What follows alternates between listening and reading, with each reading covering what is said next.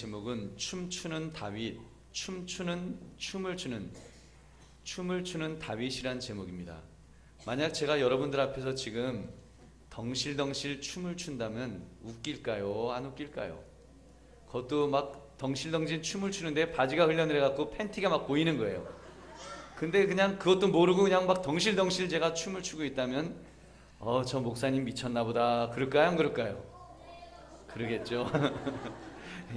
오늘 우리가 읽은 성경 말씀 보니까 한 나라의 왕이 백성들 앞에서 지금 그렇게 춤추는 장면이 나옵니다. 지금 이스라엘 나라에 굉장히 의미 있는 지금 의식이 진행되고 있었습니다. 이것은 국가적인 행사예요. 오래전에 이스라엘 백성이 블레셋과의 전쟁에서 빼앗겼던 아주 소중한 것을 다시 찾아오는 그런 행사를 하고 있었습니다. 그것은 하나님이 함께 하신다는 것을 상징하는 아주 의미 있는 것입니다. 언약궤라는 것이었는데 이건 생명과도 같은 것이었는데 그것을 빼앗겼었어요. 그래서 그거를 다시 지금 찾아오는 그런 행사를 하고 있었습니다. 이런 사연입니다. 그 언약궤가 영험한 힘을 가지고 있다고 믿어서 전쟁에 그 언약궤를 가지고 나갔었습니다. 그 언약궤가 가는 곳에는 하나님의 전능하신 능력이 임한다라고 믿었습니다. 마치 알라딘의 램프에 나오는 그런 램프 속에 지니와 같은 요정 대신에 그 언약궤 속에 하나님이 계시다고 사람들은 믿었습니다. 물론 그것은 잘못된 생각입니다. 그것은 성경적이지 않은 그런 신앙관이었습니다. 그런데 그들은 그렇게 믿었고 이미 이스라엘이 죄를 지음으로 하나님이 떠나가 버리셨는데 그들은 그 사실을 알지 못한 채 이 언약궤만 가지고 가면 하나님이 우리를 승리하게 해주실 것이다. 그렇게 나갔다가 그 언약궤마저 빼앗긴 것입니다. 전쟁에 진 것은 물론이고 언약궤를 블레셋 군인들에게 빼앗겼습니다. 그렇게 오랜 세월이 지났습니다. 그러다가 우여곡절 끝에 그 언약궤가 다시 성막으로 돌아오는 장면이 오늘 이 본문입니다. 이때 다윗 왕이 너무 기뻐서 춤을 추는데 여러분 오늘 본문을 보니까 다윗이 너무 기뻐하는 거예요. 언약궤가 돌아온다는 것은 하나님이 돌아온다는 거거든요. 하나님이 우리나라로 다시 돌아오신다. 뭐 이런 의미가 있으니까 지금 다윗은 하나님을 영접하고 있는 것입니다. 당연히 그 춤도 하나님 앞에서 추었을 것입니다. 얼마나 기뻤으면 속옷이 다 드러나도록 그의 하체가 드러나는 것도 모른 채 그렇게 기뻐 춤을 췄습니다. 근데 그 장면을 본 다윗의 아내 미리암이 보고 비웃었습니다. 사실 미리암만 웃었겠습니까? 그 주변에 있던 신하들도 종들도 다윗이 그 기괴한 행동에 속으로 킥킥거렸을 것입니다. 왕이 채신머리 없이 저게 뭐냐, 저게 춤추다가 저거 속옷이 다 보인다 와 막 그러면서 그러고 있었을 것입니다. 웃지도 못하고 그러고 있었을 거예요. 여러분 도대체 무엇이 한 나라의 왕으로 하여금 그렇게까지 춤을 추도록 만든 것일까요? 도대체 무엇이 한 나라의 왕으로 하여금 자기 속옷이 다 보이도록 심지어 하체가 다 보이는 것도 모른 채 덩실덩실 그 정말 폼 잡아야 될 백성들 앞에서 그렇게 춤을 추고 있었냐는 말입니다. 그 답은 한 가지로만 찾을 수 있습니다. 그것은 다윗이 하나님 앞에서 서 있었기 때문입니다. 다윗은 하나님 앞에서 춤을 췄던 것입니다. 사람 앞이 아닙니다. 백성 앞이 아닙니다. 하나님 앞에서 췄습니다.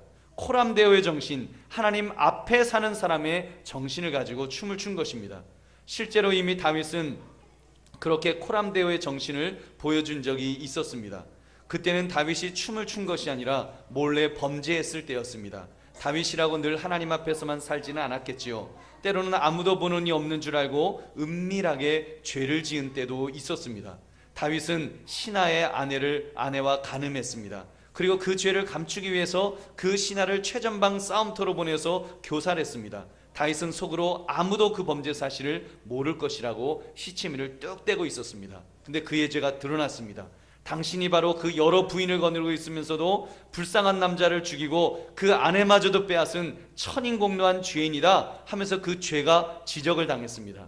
그때 다윗의 훌륭한 점은 그가 이렇게 고백한 대목 때문입니다. 내가 하나님 앞에서 범죄하였나이다. 내가 하나님 앞에서 범죄했습니다.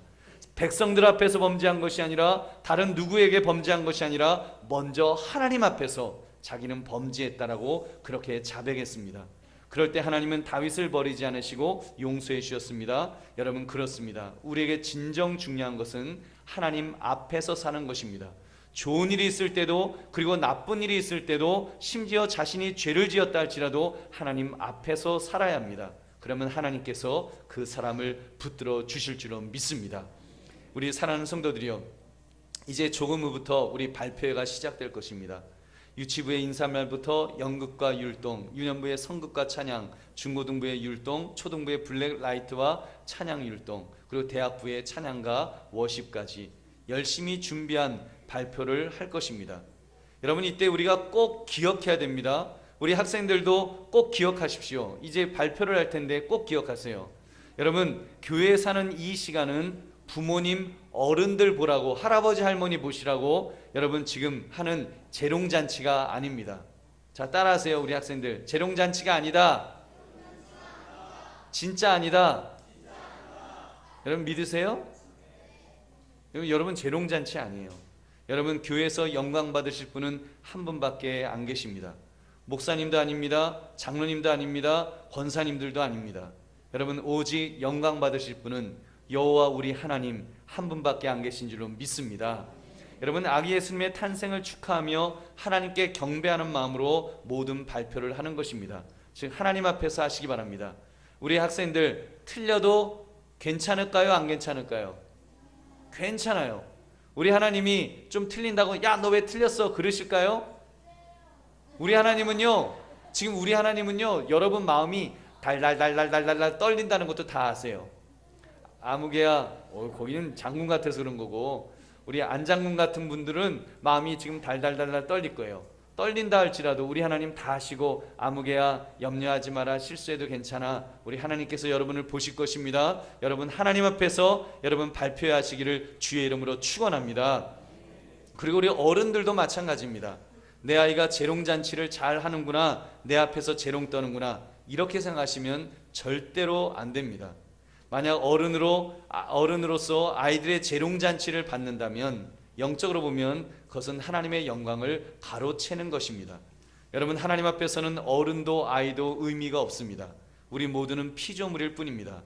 우리 모두는 하나님께 영광을 돌려야 될 그런 피조물 존재들인 것입니다. 그러므로 어른들도 아이들의 이 찬양을 보시면서 마음으로 기도하십시오. 하나님, 저 아이의 재롱을 받아 주옵소서. 아이들이 하나님 앞에서 재롱 떠는 저 발표 속에 저의 마음을 담아서 저도 하나님께 재롱을 떱니다. 여러분 그런 마음으로 하세요. 우리 어르신들, 어떻게 이 나이에 내가 춤추랴, 우리 춤 못 추잖아요. 창피해서 못 추잖아요. 그러나 여러분, 아이들이 그 유치부 아이들이 팔딱팔딱 뛸 때 여러분의 마음을 담아서 같이 영적으로 팔딱팔딱 뛰시기를 주의 이름으로 축원합니다. 우리 여러분 같이 팔딱팔딱 뛰셔야 되는 거예요. 하나님 앞에서. 하나님 앞에서 정말, 하나님, 저 아이가 재롱 떨듯이 저도 정말 다윗이 재롱을 떨었듯이 저도 이렇게 재롱을 떱니다. 하나님 앞에 아이들의 그 발표 속에 내 마음을 담는 거예요. 그리고 하나님 영광 받으시라고, 홀로 영광 받으시라고 기도하는 마음으로 여러분이 발표에 함께 임하시기를 주의 이름으로 축원합니다. 여러분, 그러므로 다윗이 하나님 앞에서 기뻐 뛰며 춤추며 하나님을 경배한 것처럼 이 시간 우리 모두는 아기 예수님의 탄생을 축하하며 이렇게 경배하는 이 귀한 시간 되시기를 주님의 이름으로 축원합니다.